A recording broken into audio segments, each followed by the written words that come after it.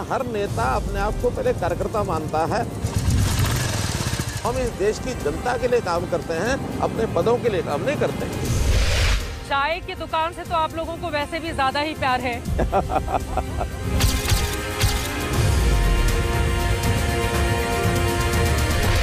भारती की शान तू, भारत की संतान, तेरी मुट्ठियों में बंद तूफान है रे। मनुष्य तू बड़ा महान है, भूल मत, मनुष्य तू बड़ा महान है। क्या बात है, बहुत नमस्कार। बुलेट रिपोर्टर में आप सभी दर्शकों का बहुत स्वागत है। आपके साथ मैं हूं चित्रा त्रिपाठी। गुड़गांव में इस वक्त मेरी मौजूदगी है। मौसम पूरा चुनावी है, इसी वजह से हरियाणा के मुख्यमंत्री मनोहर लाल जी हमारे साथ आ चुके हैं। बुलेट रिपोर्टर का आप हिस्सा बनेंगे और आपसे बहुत सारे तीखे और कुछ मीठे सवाल भी होंगे, जिसको लेकर आप चुनावी मैदान में अब जाने वाले हैं 2 महीने के बाद। आपका बहुत स्वागत है आज तक। धन्यवाद चित्रा जी। कैसा चल रहा है कामकाज? चित्रा जी बहुत अच्छा है, हम लोग अपनी गति से आगे बढ़ रहे हैं। और आप तो गाड़ी में बड़े अच्छे लग रहे हैं। कितने साल हो गए आपको चलाते हुए? देखिए, मेरा एक शौक रहा है। जब संगठन के काम में मेरी आयु जब उस लेवल की थी तो उस समय मैंने बहुत मोटरसाइकिल पर टूर किए। बड़े सारे सवाल हैं, मैं वो पूछने वाली हूँ। विपक्ष के बहुत इल्जाम है आपके पास, क्योंकि 24 में एक तरफ लोकसभा का चुनाव है, तो उसी के 2-3 महीने के बाद आपके लिए विधानसभा की भी परीक्षा की घड़ी नजदीक आ जाएगी। अब वो 3 बड़े काम जो हमारे दर्शकों को अभी आप बताना चाहेंगे, इसके पहले कि बुलेट रिपोर्टर की हम शुरुआत करें। पहला विषय तो कि हमने व्यवस्था परिवर्तन के जितने विषय ऐसे किए जिससे जनता दुखी होती थी, जनता को चक्कर काटने पड़ते थे, अफसरों के, उनको मंत्रियों के, विधायकों के, मुख्यमंत्री के, सब जगह ऑटो मोड पर ला करके और जनता को घर में उसको सहायता कैसे मिले, ये व्यवस्था परिवर्तन का बहुत बड़ा काम किया है। दूसरा, हमने, मैं कह सकता हूँ कि पारदर्शिता का जो शासन वास्तव में लेके आए हैं कि क्या हम कर रहे हैं जनता को पता लगना चाहिए। जो हम करेंगे वही बताएंगे, जो नहीं कर पाएंगे जनता को थोड़ा सा विनम्रता से मना करेंगे कि हम ये शायद ना कर पाए। कोई भी प्रकार के काम है वो जनता के साथ पारदर्शी सब काम करते हैं। आप कह रहे हैं पारदर्शिता है, फिर आपको गीता पर हाथ रखकर कसम खानी पड़ती है विधानसभा के भीतर कि भैया भ्रष्टाचार नहीं हुआ है। मैं हमेशा गीता अपने पास रखता हूँ, तो उनको ये बताने के लिए मैं गीता का कितना बड़ा समर्थक हूँ, तो मुझे अपने जेब से तुरंत गीता निकाल करके और उसके ऊपर हाथ रख के कसम खाने का। गीता जेब में रखकर मैं हमेशा रखता हूँ। अगर आपको भी लगता हो कि आज अगर उसका विषय का जानकारी आपको दूं तो मैं गीता अपनी जेब में हमेशा रखता हूं। चलिए ठीक है, अब हम शुरुआत करते हैं। सबसे पहले हेलमेट लगाएंगे और उसके बाद तमाम रूल्स को फॉलो करते हुए आज मुख्यमंत्री जी के साथ अलग अलग हिस्सों में जाएंगे और साथ ही ये जानेंगे कि अब की बार 2024 में बनने जा रही है किसकी सरकार।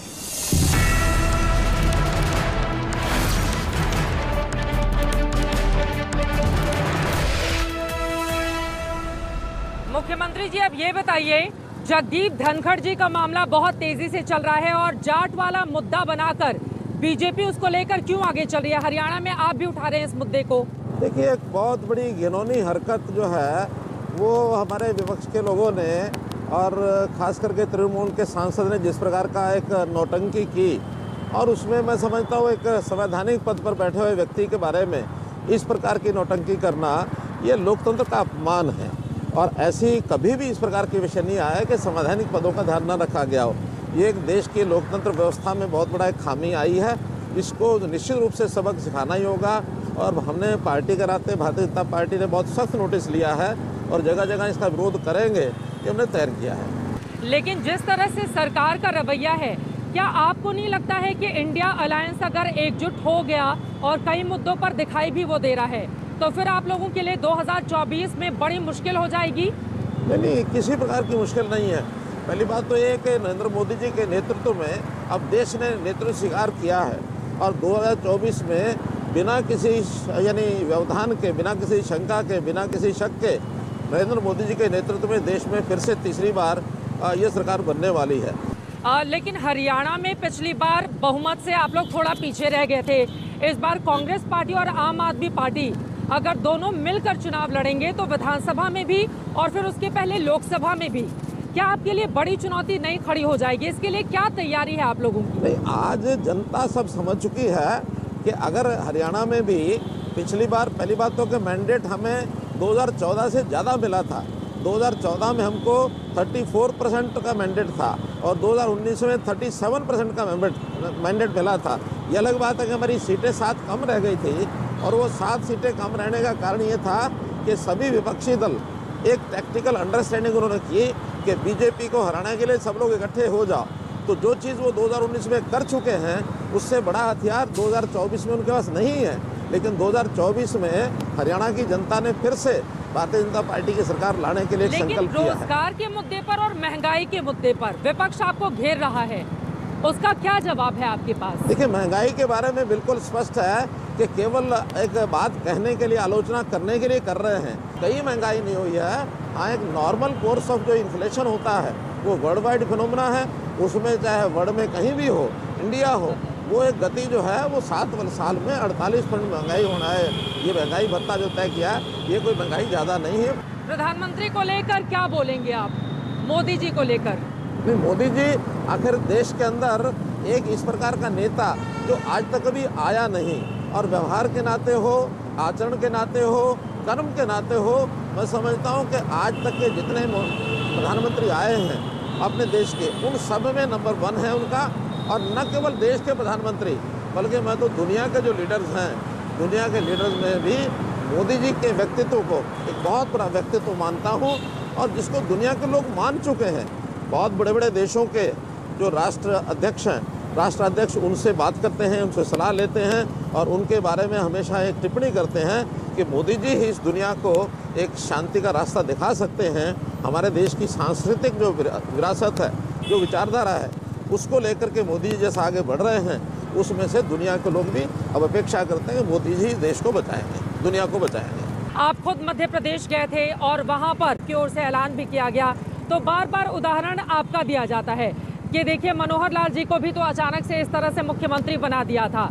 तो ये जो बीजेपी के छुपे रुस्तम हैं, किस तरह से उनको ढूंढ कर अपने बड़े बड़े चेहरों को दरकिनार करके बीजेपी काम करती है, इसके बारे में तो मुझे लगता है मुख्यमंत्री जी आप ही ज़्यादा बेहतर बता पाएंगे, क्योंकि सबसे बड़ा और पहला उदाहरण आपका ही दिया जाता है। विषय होता है कि हर एक कार्यकर्ता के सामने जो टारगेट है वो टारगेट क्या है, और उस टारगेट के हिसाब से ही आदमी काम करने लगता है। जहाँ तक शासन की पद्धति को सिखाने की बात है, वो सब मिल कर के एक दूसरे का सहयोग करते हैं, सब सिखाते हैं। आखिर मैं भी पहली बार एमएलए बना, मुख्यमंत्री बन गया। मोदी जी तो एमएलए भी नहीं थे जब वो मुख्यमंत्री बने थे। तो हमारे यहाँ बहुत ऐसे उदाहरण हैं, और कोई भी काम किसी ना किसी ने सबसे पहले करना ही होता है। तो हमें अपने कार्यकर्ताओं पर भरोसा होता है, और पार्लियामेंट्री बोर्ड बैठ करके जिसके बारे में निर्णय करता है और उसको दायित्व दे दिया जाता है। तो मोहन यादव जी का नाम आपको दिल्ली से बताकर भेजा गया था या विधायक दल की बैठक में फैसला लिया गया? नहीं, मैंने वहाँ के जो नेता हैं उनसे ही बातचीत की थी और केंद्र के नेताओं से भी बातचीत की थी।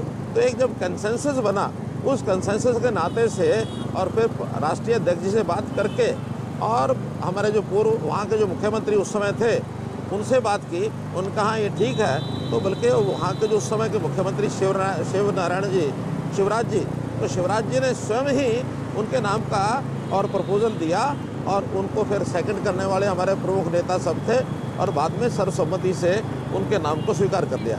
आपको कई भाषाओं का ज्ञान है? हाँ। क्या क्या भाषाएं आपको आती हैं? देखिए, वैसे तो हिंदी, अंग्रेजी ये हमारी भाषा ऐसी रही है जिसको हमने पढ़ाई भी की है, सीखी भी है। मेरी मातृभाषा जो परिवार में बोली जाती है वो पंजाबी भाषा रही है। मैंने संयोग से तमिल भाषा ये भी सीखी है। कुछ प्रदेशों में जाने के बाद वहाँ का सामान्य ज्ञान, गुजरात के अंदर गए तो गुजरात के छोटे मोटे भाषाओं का ज्ञान हमने लिया। मैंने अपने पिताजी से उर्दू भी सीखी थी, और मैं एक बार जापान गया तो जापान की भाषा में भी मैंने वहाँ कुछ अपना विषय रखा, और बाद में फिर मैंने जापान की भाषा को कुरुक्षेत्र यूनिवर्सिटी के अंदर क्लासेस शुरू हुई तो वहाँ भी मैंने जापानी भाषा सीखी है। तो मेरा एक शौक़ रहा है कि जो कम्युनिकेशन के तरीके हैं, भाषा उसमें सबसे बड़ा विषय है।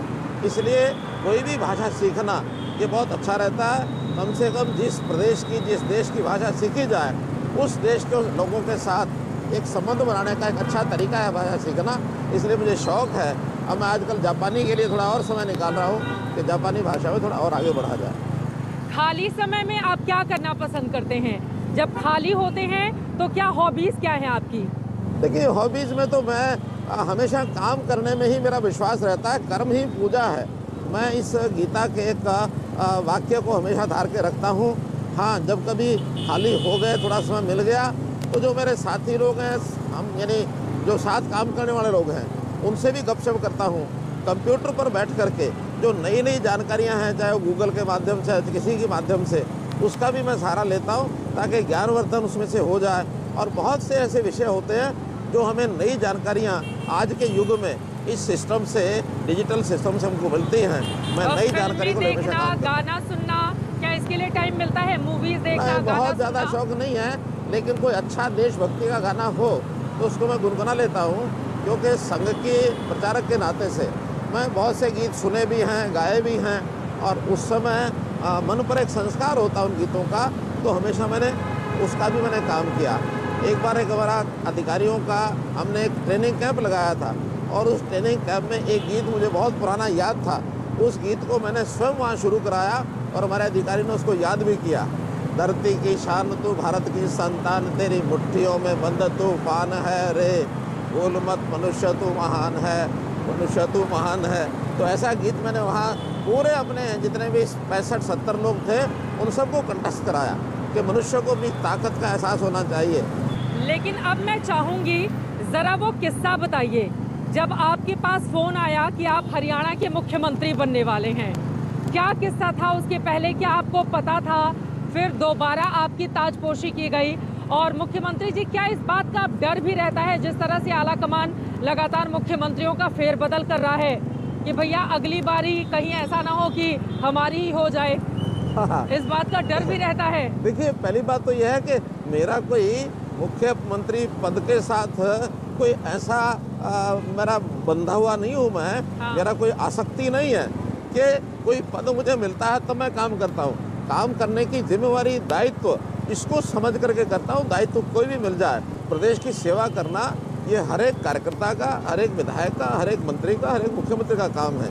तो हम इस देश की जनता के लिए काम करते हैं, अपने पदों के लिए काम नहीं करते हैं। अब उधर शिवराज सिंह चौहान, हालांकि उनकी ओर से खोलकर तो नहीं कहा गया, लेकिन कम से कम बॉडी लैंग्वेज उनके चेहरे से तो लग ही रहा है कि वो दुखी हैं, और लाडली बहना योजना ने काम किया मगर उनको किनारे कर दिया गया। नहीं, कोई दुखी नहीं होता है। हाँ। एक क्षण मात्र की एक बात होती है कि मेरा दायित्व परिवर्तन हुआ है, और दायित्व परिवर्तन के बाद, उस क्षण के बाद आदमी सोचता है कि मुझे जो नया दायित्व मिलेगा, हाँ। तो जिस तन्मयता से, जिस मेहनत से, जिस सूझबूझ से पहले वाले दायित्व पर काम किया, नए दायित्व पर भी काम करेंगे। तो यहाँ पर हम एक चाय की दुकान पर आ गए हैं। मुख्यमंत्री जी से और भी सवाल जवाब होंगे। आइए, चाय पियेंगे यहाँ। हम चाय की दुकान से तो आप लोगों को वैसे भी ज्यादा ही प्यार है। बात है ना कि कहीं काम करने के लिए कुछ फुर्सत के क्षणों के अंदर हर चीज का उपयोग होता है। हाँ। तो चाय की दुकान में चाय पियेंगे, बढ़िया बढ़िया चाय पियेंगे। अरे भैया ठीक हो, चलो चलो, खुश रहो खुश रहो खुश रहो खुश रहो। महिलाएं दिखाई दे रही हैं, ये बताइए, महिलाओं को लेकर बड़े तेजी से बीजेपी आगे बढ़ रही है। महिलाओं के लिए हरियाणा की सरकार ने क्या किया है? देखिए, अब ये लोग पलट के आप लोगों से सवाल पूछेंगी। नहीं, बिल्कुल सही बात है, सवाल पूछेंगी, कोई दिक्कत नहीं है। बल्कि हम तो हर बात का जवाब देने के लिए हमेशा तैयार रहते हैं, और जो समाज की सेवा, महिलाओं की सेवा, इसमें कभी पीछे हटे नहीं है। मैं सबसे पहले तो आपको याद कराऊंगा कि हरियाणा को हमारे जो शासन आने से पहले बेटियों को मारने वाला प्रदेश माना जाता था। बिल्कुल बिल्कुल। और आज जनता में एक जागरूकता आई है, जिसके कारण से वो जो 871 की जेंडर रेशो है, अब एनुअल 932 की जेंडर रेशो दर्ज हो चुकी है। अच्छा। तो इसलिए ओवरऑल महिलाओं की संख्या ये पॉपुलेशन में भी बढ़ रही है, और हर एक क्षेत्र में महिलाएं जो इस समय काम कर रही हैं, उसमें भी हम लगातार काम कर रहे हैं। आज गुरुग्राम में महिलाएं बेझिझक होकर घूमती रही। सिक्योरिटी का कोई इश्यूज नहीं आ रहा है। सिक्योरिटी का कोई इशू नहीं है यहाँ पर। तो गुरुग्राम तो वैसे भी इतना बड़ा शहर है, ये तो होगा ना हरियाणा के अलग अलग हिस्सों में बाकी जगहों पर सुरक्षा मुख्यमंत्री जी दे पा रहे हैं, नहीं दे पा रहे हैं? नहीं, पूरी सुरक्षा हम देते हैं। हमने तो बल्कि महिलाओं की सुरक्षा महिलाओं के हाथों से ज़्यादा अच्छी होती है। जब हमने अनुभव किया कि कुछ महिलाएं, जब महिला के विरुद्ध अपराध होता है तो सामान्य थानों के अंदर अपनी बात को कह नहीं सकती थी, हमने उसके लिए कहा कि महिलाओं के थाने अलग होंगे। और आज हरियाणा में 29 महिलाओं के थाने हैं। हर जिले में कम से कम एक तो है ही है, कहीं कहीं 2 भी हैं। और हमने कहा कि अब ना सही है, खुल के कहिए। यूथ के लिए देखिए चाय भी तैयार हो रही है, और ऐसा लग रहा है कि क्या मुख्यमंत्री जी को देखकर स्पेशल दूध वाली चाय बन रही है? बहुत भाई सुनो सुनो सुनो सुनो सुनो सुनो, दूध वाली चाय मैं नहीं पीऊँगा। ग्रीन टी है कि नहीं है? ग्रीन टी है कि नहीं है? किसी ने बताया नहीं आपको? हाँ है, तो फिर ऐसा गर्म पानी या फिर ब्लैक टी, दूध नहीं हो उसमें बस। हाँ ब्लैक टी बन रही है, ठीक है। नमस्कार नमस्कार, बस बस बस बस, ठीक है, चलिए चलिए चलिए, बढ़िया बढ़िया। दो और सवाल हैं, एक युवाओं के रोजगार को लेकर, उसके लिए आपने क्या, क्योंकि लोकसभा चुनाव में भी और जब उसके बाद विधानसभा का चुनाव होगा, इन रोजगार का मुद्दा सबसे ज्यादा उठाया जाएगा आपके सामने। देखिए, हमने युवाओं के रोजगार के लिए बहुत से अवसर पैदा कराए हैं। सरकारी नौकरियां हमने पहले की अपेक्षा ज़्यादा दी हैं। प्राइवेट जो हमारा सारा जितना भी ये इंडस्ट्री सिस्टम है, एंटरप्रेन्योरशिप है, इसके अंदर भी लगभग 30 लाख अवसर ये पैदा हुए हैं जिनको नौकरियां करने का अवसर मिला है। अब मैं आ जाती हूँ दो और मुद्दे। आपकी चाय आप ले लें, ब्लैक टी, मुझे तो आप दूध वाली चाय पिला सकते हो। समान नागरिक संहिता, उत्तराखंड सरकार इसको लेकर आगे बढ़ रही है यूसीसी को, तो हरियाणा के इसके बारे में क्या है तैयारी? देखिए, विचार अच्छा है, हाँ, क्योंकि एक देश के रूप में एक एकता और यूनिटी बनाए रखने के लिए हाँ, सामाजिक सौहार्द ये बहुत जरूरी है। और सामाजिक सौहार्द तब होता है जब कम से कम सिविल लेवल पर कोडिंग जो है वो एक हो। सिविल लेवल पर अगर हम अलग अलग लोगों को अलग अलग दिशा में काम करने देंगे, बहुत से विषय तो बहुत व्यक्तिगत होते हैं। हरियाणा सरकार लागू करने जा रही है, नहीं लागू करने जा रही है? हमने अभी दूसरे प्रांतों का अध्ययन कर रहे हैं, उत्तराखंड भी इसको लागू कर रहा है। हाँ। तो जैसे वहाँ के कानून पास होते हैं तो हम उसके विरोध में नहीं है, हम उसके समर्थन में है, लेकिन बाकी जगह का अध्ययन करके और फिर उसमें सब लागू करेंगे। तो राम मंदिर को मुद्दा बनाकर फिर जाएंगे क्या आप लोग चुनावी? राम मंदिर अब तो मतलब मथुरा, काशी, अयोध्या, सब का सब हर जगह मामला कोर्ट में लेकर जा रहे हैं आप लोग, उसको लेकर बीजेपी आगे बढ़ रही है। आखिर जनता कोई चीज को चाहती है और हमें लगता है ठीक है, तो हमको जनता के हिस्से के नाते साथ लगना ही है। जनता के विरोध में तो नहीं जा सकते हम। इसलिए जो चीजें जनता में एक मूवमेंट खड़ा होता है, मानो आज जनता में कोई एक विषय खड़ा होता है, जैसे बेटी बचाओ बेटी पढ़ाओ की बात, ठीक है, सरकार ने चलाया, जनता ने साथ दिया। अगर कोई विषय कल को जनता उठाती है, जनता नशा विरोध के विषय में, और बहुत से ऐसे संत महात्मा और एनजीओज वो लग गए हैं, सरकार उसका सहयोग कर रही है, करेंगे। जनता में कोई अच्छी मूवमेंट जब शुरू होती है तो उस नाते से एक दूसरे का सहयोग करने का काम हमारा रहता है। हम भी जनता के हिस्से हैं। ठीक है, जनता के आप हिस्से हैं, जनता को ही चुनाव करना है। आखिरी के दो सवाल एक बार फिर से विपक्षी नेताओं को लेकर। नरेंद्र मोदी के सामने विपक्ष में आपको कौन दिखता है कद्दावर? किससे है मुकाबला भारतीय जनता पार्टी का, नरेंद्र मोदी का? कांग्रेस अगर ये पारिवारिक पार्टी न रहे हाँ, और सबको साथ लेके चले तो कांग्रेस लंबी चल सकती है। हमारे यहाँ भी मुख्यमंत्री बनते हैं तो किसी मुख्यमंत्री के बेटे को कभी स्थान मिलता है? कोई भी कहीं से भी हमारा जो अच्छा कार्यकर्ता होता है उसको उठा करके मुख्यमंत्री बना देते हैं। कह रहे हैं कि राहुल गांधी को किनारे कर दिया जाए, तभी कांग्रेस लंबी चलेगी। और केवल यानी देश में राहुल गांधी नहीं, हाँ, मैं तो भूपेंद्र हुड्डा को भी सलाह दे चुका हूँ। हरियाणा में भी कांग्रेस को अगर जीवित रखना है तो दीपेंद्र का पीछा छोड़ करके किसी और के पीछे लगेंगे तो जल्दी कांग्रेस आगे बढ़ती रहेगी, वरना यहाँ भी खत्म है। इंडिया अलायंस जोश से आगे बढ़ रहा है, मुश्किलें तो पैदा करेगा ना। अगर नहीं, वो मैं तो कह रहा हूँ, उनका जो अलायंस है वो अलायंस मान चुका है। क्या मान चुका है? वो लिखते हैं, पहले लिखते हैं आई, फिर लिखते हैं एनडीए, आई एनडीए। उनको डर लग रहा है, वो अपने नाम को भी आई एनडीए कर रहे हैं। पड़े हो चक्कर में कोई नहीं है टक्कर में, कोई भी नहीं है टक्कर। देख लो जनता की आवाज, कितनी सीटें आ रही हैं? मेरी नहीं, जनता की आवाज। 2024 में कितनी सीटें आ रही हैं लोकसभा में? एक बहुत अच्छे बहुमत के साथ आगे बढ़ेंगे। हाँ। मुझे मतलब मैं ये दावा नहीं है कि 542 में से 542 आएंगे। हाँ। कुछ तो विपक्ष भी थोड़ा बहुत रहना चाहिए। आखिर विपक्ष नहीं रहेगा तो कभी कभी मान लो हमारे से कोई गलती हो जाए तो कोई बताने वाला चाहिए ना कि ये गलत हुआ। आप निकाल के बाहर कर रहे हैं। नहीं, वो तो अपने कर्मों से निकल के गए हैं। यानी डिमांड है हमको बाहर करो। और हरियाणा में क्या हाल रहने वाला है? क्योंकि 24 में आपकी भी परीक्षा है। हरियाणा में बहुत स्मूथ चल रहा है। हाँ। और इस स्मूथनेस के कारण से आज विपक्ष में कहीं किसी प्रकार का कोई दम नहीं है। आलोचना करने के लिए उनको करना ही है, क्योंकि वो विपक्ष है। अगर हमारे समर्थन में बोलने लग जाए तो उनको विपक्ष कोई नहीं कहेगा, फिर विपक्ष के हिस्से बन जाएंगे। इसलिए दिखाने के लिए उनको कुछ ना कुछ आलोचना करनी होती है। हाँ। उनके पास कोई मुद्दा नहीं है, मुद्दा विहीन हो चुके हैं। किसानों को लेकर, क्योंकि हमने एक लंबा आंदोलन भी देखा है यहाँ पर, किसानों को लेकर क्या व्यवस्था आप लोगों की ओर से की गई है? अभी भी उनकी नाराजगी रह रहकर सामने आती रहती है कि सरकार ने जो वायदे किए वो पूरे नहीं किए। मैंने एक वाक्य पूरा बताया पहले आपको कि कुछ ऐसे ठेकेदारी लेकर के चल रहे हैं, वो किसी भी ऐसे नाम को पकड़ लेते हैं जिस नाम को लेके उनको लगता है कि जनता में बड़ा बवाल खड़ा हो जाएगा। वो कभी किसान को लेके खड़े हो जाएंगे, कभी महिला को लेके खड़े हो जाएंगे, कभी युवा को लेके खड़े हो जाएंगे। किसान संतुष्ट हैं आपसे? संतुष्ट हैं। इस समय जितना सुखी किसान है पास्ट में कभी रहा हो ऐसा याद नहीं आता। कैसे? हमने उनकी फसलें एमएसपी पर 14 फसलें हरियाणा ऐसा है जो एमएसपी पर खरीद रहा है, कोई दूसरी स्टेट नहीं खरीद रही है। बाकी स्टेट बाकी ज़्यादा धान है, गेहूँ है, ज़्यादा गन्ने का रेट फिक्स करते हैं, 2-3 फसलें। हमने 14 फसलें लेनी शुरू की हैं। कोई फसल नहीं खरीद सकते हैं तो उसको हम भावांतर भरपाई योजना में पैसा कैश देते हैं। बिक्री होने के बाद जो पहले बिचौलियों के पास पैसा जाता था अब वो पैसा सीधा उनके खाते में जाता है। हम लगभग 70 से 80 हज़ार करोड़ रुपया पिछले 3 सालों में 4 सालों में सीधा किसानों के खातों में भेजा है।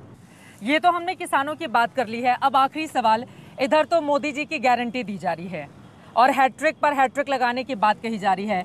अब मनोहर लाल हैट्रिक लगाने वाले हैं हरियाणा में या मुश्किलें रहने वाली हैं? और अगर हैट्रिक लगती है तो क्या मनोहर लाल ही मुख्यमंत्री बनेंगे? इस बात की गारंटी देंगे आप टीवी पर? देखिए, न तो मैंने पहले कभी मुख्यमंत्री बनने के लिए कोई विषय कभी उठाया था, ना पार्टी में ना जनता में। ये तो 2014 में अमित शाह जी हमारे राष्ट्रीय अध्यक्ष उस समय थे, उन्होंने मुझे बुलाया एक दिन कि हम ऐसा सोचते हैं कि आप कहीं एक जगह से चुनाव लड़ें। कहाँ से लड़ना है मुझे कोई कॉन्स्टिट्यूंसी पता नहीं थी, क्योंकि विचार ही कभी नहीं किया था। मैंने 7 दिन का समय मांगा। 7 दिन के समय के बाद मैंने अपने कुछ साथियों से बातचीत की। उन्होंने मुझे एक नहीं कोई दर्जन भर कॉन्स्टिट्यूंसी बता दी कि यहाँ से आप लड़ सकते हैं। अब उस दर्जन भर में फैसला कौन करेगा? ये हमने जाकर के अमित शाह जी को बता दिया। मेरे बारे में जनता ने ये सोचा है, बताइए आप कहाँ से लड़ना है। बातचीत करते कराते आधे घंटे बाद उन्होंने किससे बात की किससे नहीं की मुझे मालूम नहीं। उन्होंने कहा आप करनाल से चुनाव लड़ो, जाओ। हम करनाल चले गए और करनाल में मैं समझता हूँ कि उस फर्स्ट इलेक्शन के अंदर 70% के आसपास मुझे टोटल जो मैंडेट है वोट का वो मुझे मिला। 1,16,000 वोट से मैं जीता। लोग हैरान रह गए कि ये आदमी जिसने कभी चुनाव सोचा नहीं, हालांकि मेरा परिचय करनाल में बहुत है, पहले भी था। हैट्रिक पे आप कुछ बोल नहीं रहे हैं, मुख्यमंत्री बनेंगे या फिर पता चले दिल्ली से फोन आ जाए कि भैया मुख्यमंत्री जी जाइए सांसदी का चुनाव लड़िए? अभी तो कुछ भी हो सकता है बीजेपी में। अपने पद के साथ आसक्ति हाँ। या भारतीय जनता पार्टी के किसी कार्यकर्ता को नहीं रहती। कौन सा पद उसके पास आज है, कौन सा कल होगा, कोई आसक्ति नहीं रहती है। हमारा पार्लियामेंट्री बोर्ड और विधायक दल ये दोनों मिल करके जो निर्णय करते हैं वो हो जाता है। तैयार रहते हैं आप लोग हमेशा हमेशा। मोह नहीं होती है कुर्सी के साथ? नहीं, मैंने बताया आसक्ति मोह एक ही बात है, आसक्ति होती ही नहीं है। हम तो जनता की सेवा करने की आसक्ति मन में है। वो सेवा किस रूप में संगठन कराए उसी रूप में खड़े हो जाते हैं। जनता हमारे लिए श्रेष्ठ है। तो जीत रहे हैं 24 निश्चित रूप से। भारतीय जनता पार्टी की सरकार की हैट्रिक।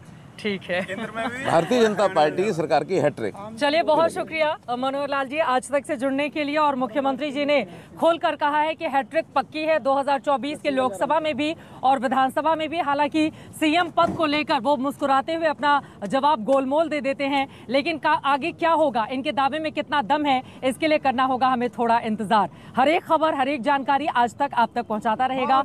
अभी के लिए गुड़गांव से दीजिए इजाजत।